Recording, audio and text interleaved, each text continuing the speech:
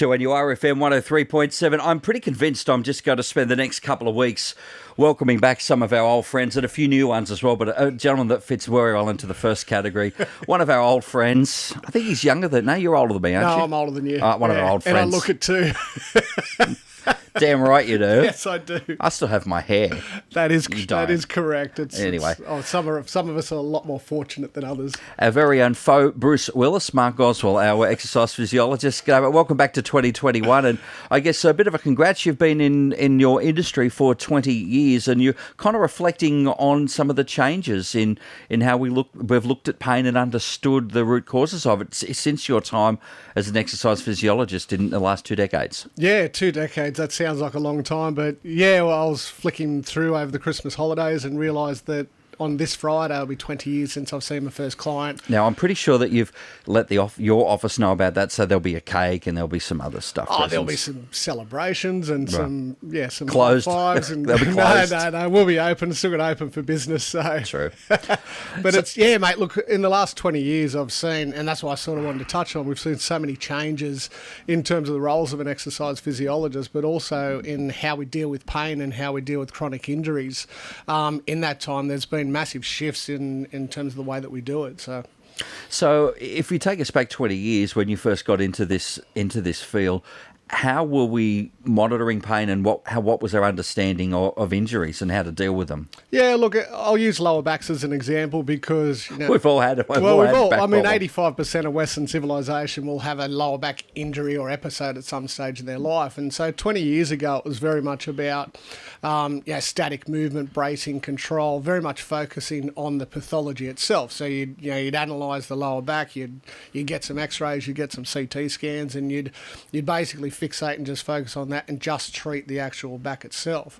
Over time, what's happened is that we've realised and understood that the pathologies or the symptoms that we experience in the back are not necessarily caused from that itself. It could be caused from something further up and down the chain. So whether it be into your thoracic spine or whether it's coming from your shoulder or your knee, ankle or hip. And so we now have a lot more of a holistic approach in terms of the way that we look at actual pathologies themselves. So I guess you've gone from looking at something through a microscope to maybe a pair of reading glasses out of the supermarket. No, more like a telescope. We look we look at everything encompassing within a person's life now. So if we're trying to rehabilitate someone from an injury or from a pathology, or if they're presenting to us with pain, we look at the collective. So we have a look at the biology side of things, but we also really delve into the psychosocial side of things as well. So we encompass what's going on in their lives, the source of the pain, the source of the injury. How did it occur?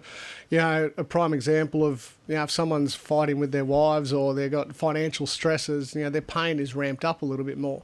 If people are on holidays and relaxed, that same pathology or that same pain may not be as evident.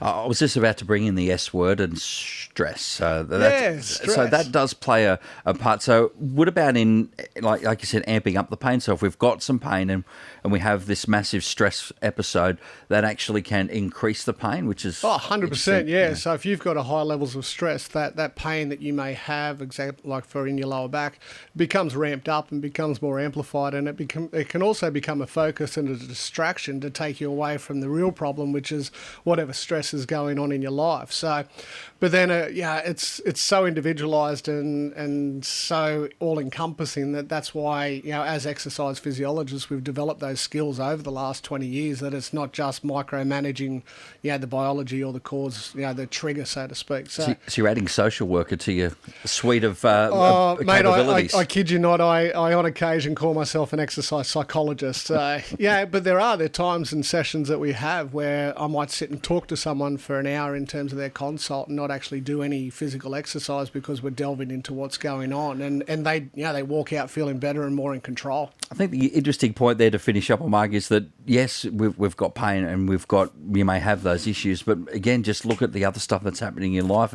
If not the cause of it, it certainly will be inflaming it, shall we say. Yeah, and it's more about just having that holistic approach. So, and that's where we come into it. So we look at everything. We look at everybody's total movement and not just the movement around that injury. So it's been an interesting journey over the last 20 years. But and we're still progressing, still learning, still developing. So I assume I'll still be around for another 20.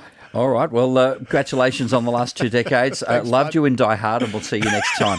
So, exercise physiologist Mark Goswell at 2NURFM. 2NURFM, a broadcast service of the University of Newcastle.